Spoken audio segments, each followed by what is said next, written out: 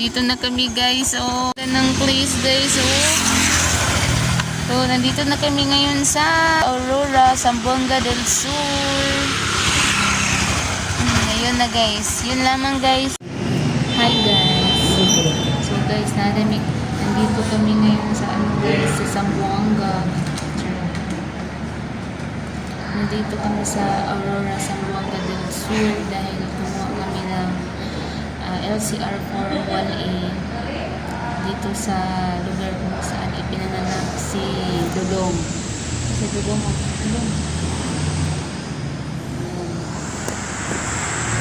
So, bali guys, ang bayad is 300 pesos lahat. At napakadali lang ng process, kaya kung may problema ka, pupunta ka lang sa civil registrar kung saan kayo ipinanganak. So ngayon pa lang guys, naghihintay na lang kami na makuha namin kasi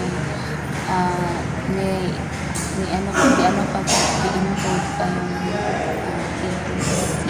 form. So pakita ko lang sa inyo mamaya guys kung nakuha na namin. Bye! So dito guys, naghihintay na lang kami na matapos ni Sir na gawin yung LCR form dahil tapos na din po kaming nakapagbayad. So sobrang bilis lang talaga and napakamura lang ng babayaran mo.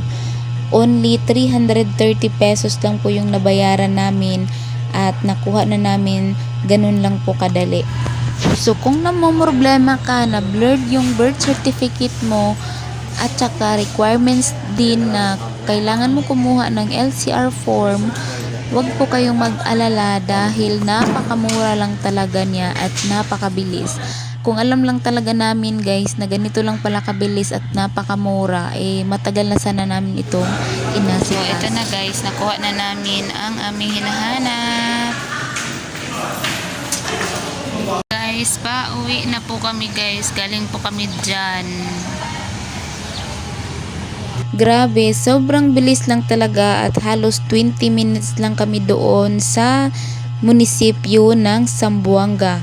So, sobrang layo din talaga ng biyahe namin dahil halos mga 4 hours yung mula sa amin hanggang dito sa Zamboanga. So, hanggang dito na lang muna ang aking video guys. Maraming salamat sa panonood at sana nagustuhan niyo po ito at makatulong din sa inyo. Bye!